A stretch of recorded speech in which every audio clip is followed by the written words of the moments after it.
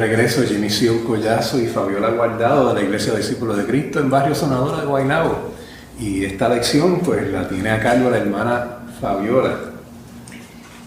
Buenas tardes, hermanos, y pues la lección que estamos viendo hoy se llama Sabiduría que sorprende y ofende. Desde el título ya nosotros sabemos que vamos a tener una clase un poco complicada, ¿verdad? Y se basa en Marcos del capítulo 6 del 1 al 6. Sin embargo, entiendo yo, ¿verdad?, que también tenemos que retomar Lucas, el capítulo 4 del 16 al 30. ¿Por qué? Bueno, el mismo expositor nos lleva durante toda la lectura a que vayamos a los dos capítulos, perdón. Y es porque pues lo que nos explica Marcos y lo que nos explica Lucas se relacionan completamente. Es el mismo hecho explicado desde dos puntos de vista diferentes y que nos explica un poquito más el caso de Lucas unas cosas y el caso de Marcos otras cosas. Así que por eso es que estas dos lecturas deberían de ir relacionadas, ¿verdad?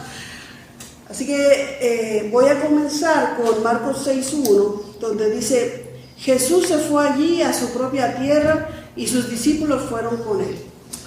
Y entonces un poquito hacia atrás, en Marcos 5, Jesús acababa de pasar,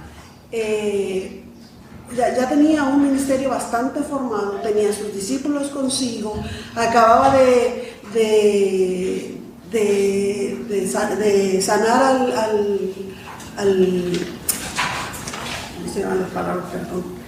acababa de sanar de resucitar a la hija de Jairo y de sanar a la mujer de flujo de sangre. También había sanado al endemoniado de Gadareno.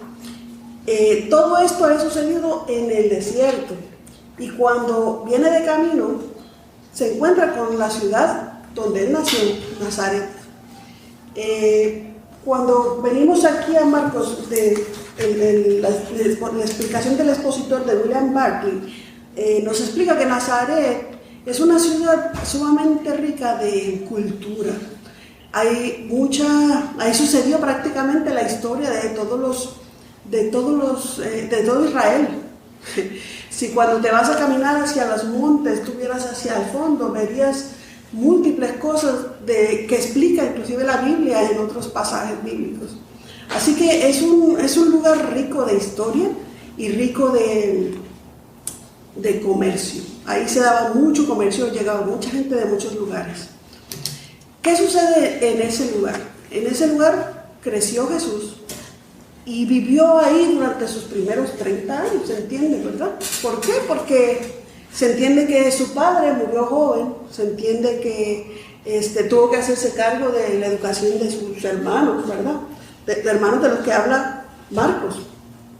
Y que pues obviamente tuvo que quedarse en Nazaret por más tiempo de lo normal que un joven quedaría, ¿verdad? Acabamos de ver en la lección anterior, cuando habla acerca de Jesús que tenía un Jesús de 12 años, que va a Jerusalén en la Pascua, ¿verdad? Y en este momento ya estamos viendo a un Jesús que ya está prácticamente terminando su ministerio.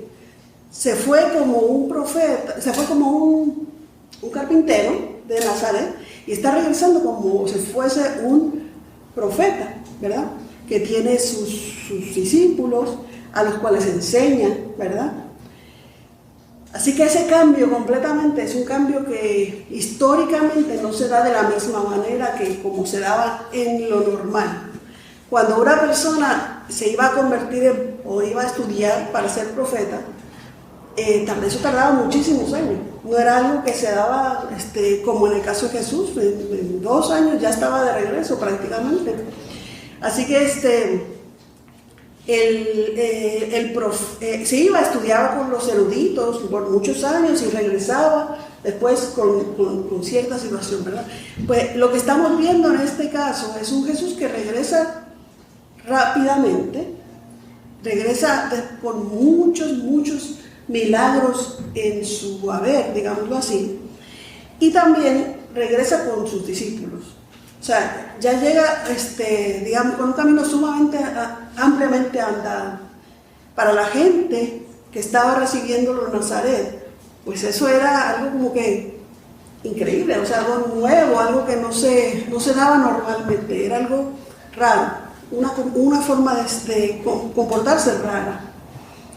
Llega el sábado y él se presenta en la sinagoga, ¿verdad? Nos dice aquí el capítulo 2. Se presenta en la sinagoga, dice aquí, y comenzó a enseñar en la sinagoga y muchos oyeron a Jesús y se preguntaron admirados, ¿dónde aprendió tantas cosas? ¿De dónde ha ido a sacar esta sabiduría y los milagros que hace? ¿No es este el carpintero, hijo de María y hermano de Santiago, José, Judas y Simón? ¿Y no viven aquí sus hermanas también entre nosotros? Esta pregunta es lo que nos lleva, es a que a veces cuando nosotros estamos en una congregación y tenemos hijos de nuestra congregación y los vemos jovencitos y vienen a querer explicar o a querer predicar, hay organizaciones o hay iglesias que eso no lo reciben bien, que reciben, dicen, no, este está diciendo esto porque es jovencito, ¿verdad? Y a lo mejor, o dicen, ay, mira, fíjate, él hasta habla bien, o sea, en cierta forma, de forma despectiva, ¿verdad? Y esto era lo que estaba aconteciendo. No sé, Jimmy, si tú tengas algún otro ejemplo, ¿verdad? De algo que tú veas en alguna iglesia donde se dé una situación similar a esta. Sí, la cuestión de no ser profeta en tierra propia tiene que ver, ¿verdad?, con el hecho de que te vieron crecer y a lo mejor se acuerdan de las maldades que hiciste cuando eras nene o algo así, pero también cogiéndolo un poco desde la antropología, uno crece en un sitio como parte de una red de parentesco. Uno tiene toda su parentela y muchas veces en los pueblos, pues no creo que esto pase en Sonadora ni en Dorado, pero muchas veces hay rencillas o tensiones entre grupos en el mismo pueblo, y entonces a lo mejor puede haber un grupo que se convierte en una cosa política, un grupo que tú fuiste de los de ellos, pero entonces, como vamos a ver, van a querer que tú les resuelvas también con privilegio, entonces el otro grupo puede estar totalmente opuesto a lo que tú digas, sencillamente porque eres de los de allá. Así que todo eso puede darse en un pueblo chiquito como Nazaret. Correcto. Pues esto se estaba dando en esta situación, ¿verdad? Y cuando Jesús llega, no es bien recibido. No es bien recibido por lo que acabamos de hablar. Y además, en Lucas nos dice lo siguiente. Dice, conforme a su costumbre se levantó a leer y dio el libro del profeta Isaías, y habiendo abierto el libro, halló un lugar donde estaba escrito, el Espíritu del Señor está sobre mí, por cuanto me ha ungido para dar buenas nuevas a los pobres, que ha enviado a sanar a los quebrantados de corazón, a pregonar libertad a los cautivos y vista a los ciegos, a poner en libertad a los oprimidos, a predicar el año agradable del Señor. Y enrollando el libro, lo dio al ministro y se sentó. Esta historia que nos está contando Lucas obviamente tiene otro trasfondo y tiene otra clase específica, ¿verdad? Pero prácticamente lo que hizo en esa sinagoga Jesús fue hablar de su ministerio y de cómo es que ese ministerio estaba explicado por Isaías muchos siglos atrás, ¿verdad? Cuando habla aquí acerca de que se sentó, nosotros pensaríamos, pues ya, dijo lo que tenía que decir y se sentó, ¿verdad? Pero en realidad los maestros explicaban sentados. Así que por eso es que acá en Juan, cuando dice, aquí más adelante, dice, los ojos de todos en la sinagoga estaban fijos en él, porque estaban esperando que empezara a enseñar, ¿verdad? Y les dijo, comenzó a decirles, hoy se ha cumplido esta escritura delante de vosotros. Y todos daban buen testimonio de él y estaban maravillados de las palabras de gracia que salían de su boca. Hasta ahí estaban contentos, estaban ávidos escuchando lo que él estaba diciendo, ¿verdad? Pero cuando empezaron a hablar, como dice aquí en Marcos, ¿no es este el hijo de José? Él les dijo, sin duda me diréis este refrán, médico, cúrate a ti mismo. De tantas cosas que hemos oído que se han hecho en Capernaum, haz también aquí en tu tierra. Él está diciendo, ustedes me van a decir, de tantas cosas que yo he hecho en Capernaum, aquí en tu tierra, te esperamos que hagas más. Echa para acá. Y él añadió, de cierto os digo, que ningún profeta es acepto en su propia tierra. Y en verdad os digo que muchas viudas había en Israel en los días de Elías, cuando el cielo fue cerrado por 3 años y 6 meses. Y hubo un gran hambre en toda la tierra, pero ninguna de ellas fue enviada Elías, sino a una mujer viuda de Sarepta de Sidón. Y muchos leprosos también había en Israel en tiempos del profeta Eliseo, pero ninguno de ellos fue limpiado, sino Naamán el sirio. ¿Qué es lo que Jesús estaba diciendo? No tienen ningún privilegio, solo voy a tratar igualito. Voy a tratar igualito, exactamente. Entonces la iglesia y la sinagoga se llenó de ira y se levantaron y lo echaron fuera de la ciudad. A eso es a lo que Isaías Narváez nos dice aquí que la sinagoga lo trató con desprecio, ¿verdad? Y lo trató de sacar del pueblo. Así que el refrán del que queremos hablar en esta lección es: en todas partes se honra a un profeta, menos en su propia tierra, entre sus parientes y entre su propia casa. Jimmy, ¿qué tú entiendes por eso?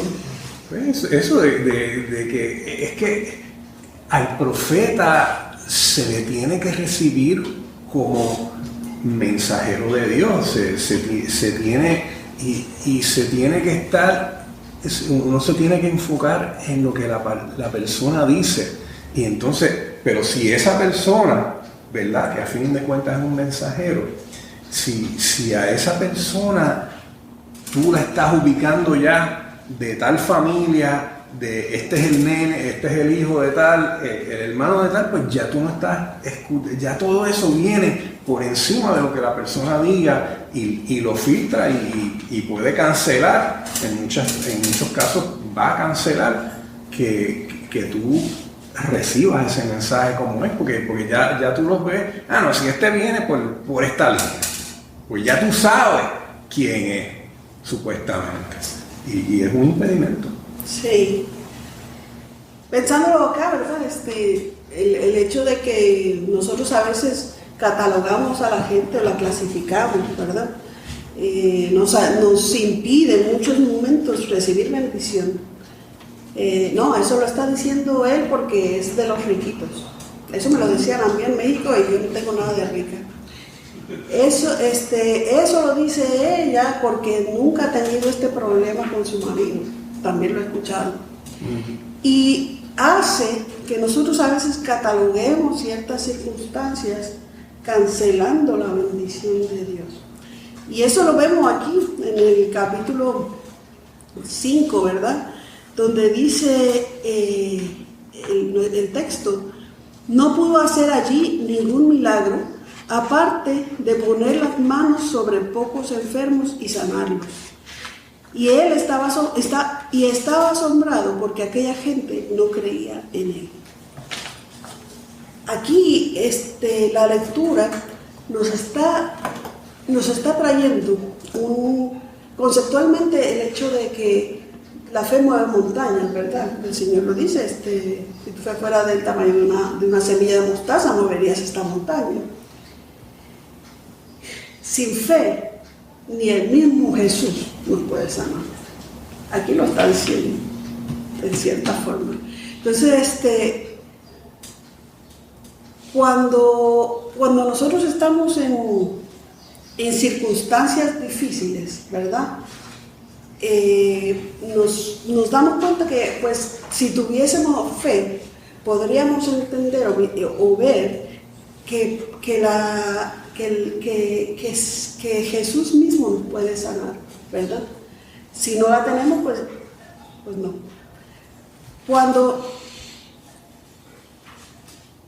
Cuando vemos este tipo de rechazo, es que entendemos por qué a veces los milagros no pasan, ¿verdad? Entonces, no sé, Jimmy, pero yo por lo menos he tenido muchas experiencias de tratar de hablar de Dios en lugares donde no vamos a poder sembrar, donde el lugar no es el propicio para hablar de circunstancias de Dios, y eso cae en tierra árida y no florece. ¿Por qué tú entiendes que nosotros a veces rechazamos la sabiduría de Dios?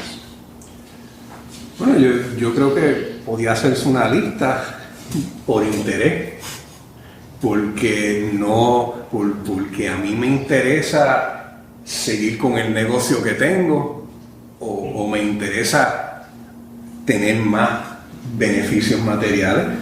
Muchas veces puede ser por miedo. A ver, si lo que tengo que hacer implica asumir algún riesgo, y muchas veces el dar un testimonio puede acarrear riesgo, ¿verdad? Muchas veces las cosas que uno tiene que hacer para salvar hasta la vida propia puede implicar que te arriesgues en algo, ¿verdad? Pero el miedo te aguanta, o el orgullo. No, yo no puedo pasar, a mí no me pueden ver allí, cualquier cosa. Y básicamente uno podría, o la pereza, ¿sabes? Uno podría hacer todo el catálogo de los vicios, ¿verdad? Y los pecados mortales, y todo eso, cada una de esas cosas son cosas, podríamos decir, naturales del ser humano: el miedo, el interés, la pereza, la lujuria, ¿sabes? Todas esas cosas son impulsos que uno tiene, y uno, en muchísimos casos, la sabiduría es saber, ok, mi reacción natural es hacia esto, pero no es el momento, porque hay otra cosa más importante, como te estabas diciendo antes, en algún momento, la sabiduría tiene que ver con poder aquilatar, balancear, o sea, poner en la balanza, discernir, y entonces eso no siempre se da, porque a veces la presión es muy fuerte y muy grande. Sí, de hecho, mientras tú estabas hablando, yo me acordé que había apuntado aquí que hace 2 clases o 3 clases atrás, no me acuerdo cuántas, la hermana que daba la clase decía que la sabiduría debe ser buscada, recibida y atesorada. Yo lo había apuntado aquí, pero es prácticamente lo que tú estás comentando, que si no lo buscamos, no es recibida. O sea, si no es recibida, pues no va para ningún lado la sabiduría. La persona necia es la que se deja llevar por la publicidad, o por donde se va el chorro de gente, me voy yo también, y entonces la sabiduría no es esa. Claro. Y a veces nosotros nos comportamos obviamente de forma necia, ¿no? A pesar de que pues siempre oramos y nos tratamos de acercar al Señor. Eso nos pasa a todos, o sea, y a veces decimos, estamos siendo súper sabios, yo le voy a dar este consejo a este amigo mío, y me estoy yendo por el chorro porque estoy diciendo lo que en esta lectura dice sabiendo, que creo que me la sé todo y no pregunto de nada, y no me cuestiono. Y la verdad es que de leer esta lectura, a mí en lo personal me pareció bien compleja, porque habla acerca de un Jesús que obviamente es sabio, ¿verdad? Pero que no dice las cosas que la gente quiere oír. Y se ve eso reflejado en múltiples lugares en las lecturas, en toda la Biblia, donde llega a la casa de alguna persona a comer, invitado a comer, y es el invitado y ofende al comensal o ofende al dueño de la casa. Se ve en las lecturas. Ahora, esto no significa que nosotros vamos a tener que salir y ofender al primero que encontremos, a mi punto de vista, ¿verdad? Es un reto. La manera en cómo la lectura nos lleva de la sabiduría a la acción es un reto complejo y difícil de llevar a cabo.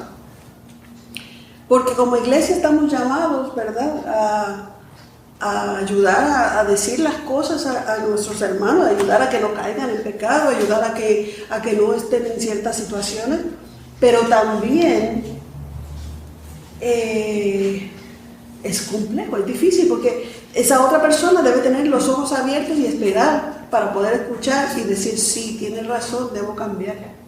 Y a veces esa situación no se da. Entonces, el reto que pone la lección es cuándo hablar y cuándo callar. ¿Tú entiendes que la sabiduría también se da en momentos de silencio, cuando nosotros callamos? Claro que sí, claro. ¿Y tienes algún ejemplo que podamos palpar de eso? Tú tienes que...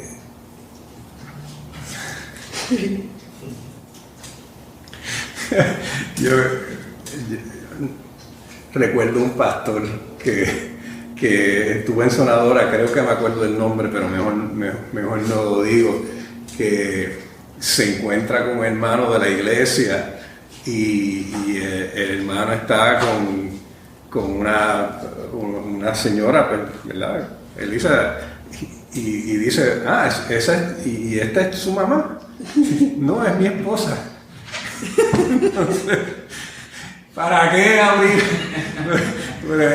Y hay ejemplos más serios de ese tipo de dejarse llevar por el momento, por lo primero que te viene a la mente. Y pues ahí es que viene el discernimiento, ¿verdad? Yo en el salón de clase, si alguien dice una cosa que está bien, mal, yo no voy a decir... y es una... Porque sobre todo en lo que pueda herir, o sea, uno tiene que tener mucho cuidado. Pues, digo, es como quien dice sentido común, pero muchas veces los impulsos, los intereses, las debilidades propias no nos permiten hacerlo sabio, y por ello pues tenemos parte de la sabiduría es también un ejercicio de valentía, de discernimiento, de prudencia, ¿verdad? Porque en un momento tú tienes que decir algo porque si no vas a ser cómplice o va a suceder algo que tú pudieras haber evitado. En otros momentos, lo contrario, lo que tienes que cerrar el pico. Y ahí es que la sabiduría, que en parte pueden darte los años, pero no necesariamente. Sí, yo considero que ese es el reto mayor, saber cuándo callar y cuándo hablar. Y obviamente Jesús es nuestro ejemplo. Él sabía cuándo callar y cuándo hablar, a pesar de que lo persiguieron, ¿verdad?, intentando matarlo. Él sabía que él se iba a salir bien de ahí y conocía perfectamente el área como para poder decir, mira, yo voy a salir bien de aquí y esta gente tiene que escuchar que no lo voy a tratar diferente.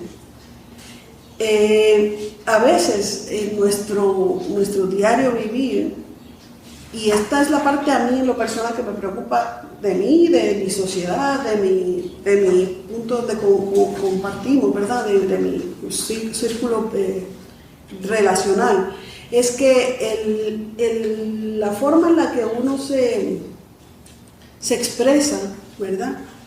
Siempre en el mundo, digámoslo así, tú tienes que expresarte con seguridad. Pero en las cosas de Dios, obviamente también tienes que tener seguridad, pero no ser sabiondo. Y ahí es donde a mí en lo personal me da como que un poquito de preocupación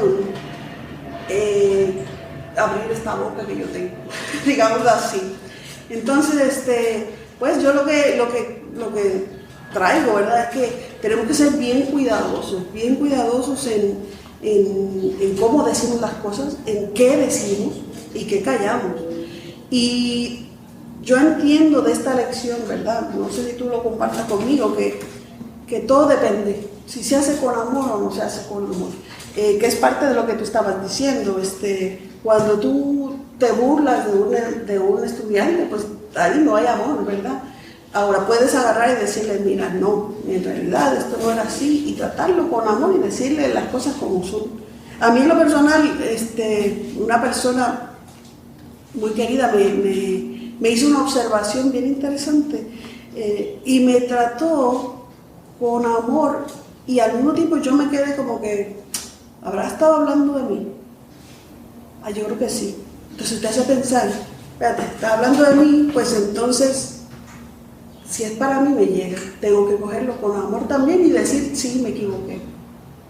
Fíjate que esa es diferencia. Entonces, son de los momentos donde yo he visto como que la sabiduría del Señor va retocando el corazón de uno y diciendo, porque esa persona lo vino conmigo y me dijo, mira, estás haciendo esto mal, estás tratando de hacer esto y esto y esto y no dejas hacerlo. No. Él me dijo, hay ciertas personas que piensan que esto es lo correcto. Anda, yo pensaba que eso era lo correcto. Me lo dijo a mí, ¿me entiendes? Era una forma de decirlo con amor que me estaba guiando por el camino correcto. Y tengo muchos ejemplos de gente que con amor me han dirigido. Yo tengo una déficit de atención, hiperactividad recalcitrante.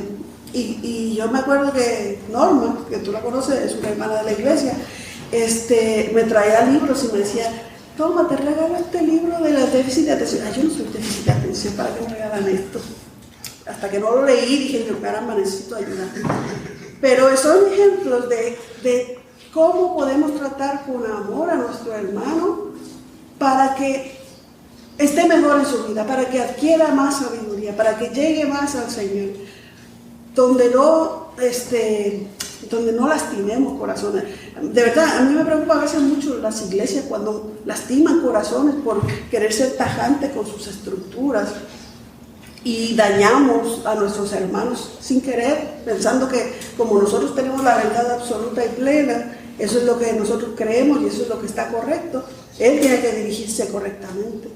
Entonces, en cierta forma, pues hay que encaminar esa forma de hablar, esa forma de creernos y ser como que más sabios, ¿verdad? Buscar más de Dios. No sé si tú tengas un ejemplo que compartir. Que el principio de la sabiduría es el temor a Dios, y el temor a Dios es lo que te podría ayudar a verte en tu justa perspectiva como alguien que no es mejor que más nadie. Y el problema, ¿sabes? Tú hablas de las iglesias, yo pienso en las escuelas, ¿sabes? Si sumáramos el daño que han hecho escuelas a gente joven, diciéndoles que valen menos porque no se memorizaron eso, porque no se quedan quietos. A ver, es una cosa horrible, hasta casi genocida. Y es una cosa que las instituciones, como las iglesias y las escuelas, tienden a ser hasta más necias que los individuos y nos llevan por su estructura, por su rigidez, porque todo el mundo tiene que andar por aquí, porque esta es la norma, pues llevan a conductas bien necias. Y yo creo que por eso es que yo siempre creo que tenemos que mirar nuestras instituciones para preguntarnos si de verdad estas instituciones no es el presidente, ni el pastor, ni el maestro, ni el principal. Puede haber, de la manera que todo está montado, fuerzas que lo impelan a esas personas a conductas que realmente son necias, que son destructivas. Y pues vamos a nuestra situación de cambio climático. ¿Y cuántas fuerzas tenemos ahora que casi nos obligan a consumir más combustibles fósiles? ¿Qué tú puedes comprar que no esté envuelto en plástico ya? ¿Y a dónde va a parar ese plástico? A ver, ¿y cómo es que toda esta estructura, la economía de Puerto Rico, que hace 20 años está en depresión, hace 30 años se acabó la sección 936 y a nadie se le ha ocurrido otra forma de organizar esto? Mire, no es porque no haya gente inteligente, no es que no haya habido gente inteligente en el gobierno, es que hay unas presiones y unas estructuras que nos siguen llevando hacia el despeñadero. Eso me da mucha preocupación. Pero la fe es lo que nos tiene que mantener en pie. Amén. Y seguir caminando. Amén. Pues así como en esta lectura nos habla acerca de la fe y de que tenemos que estar abiertos para recibir la sabiduría y que no debemos no solamente no rechazarla, sino apreciarla y traerla con nosotros a nuestro corazón. Así oramos al Señor para que todos los que están viendo este programa pues puedan recibir también bendición y sabiduría. Dios te bendiga. Amén.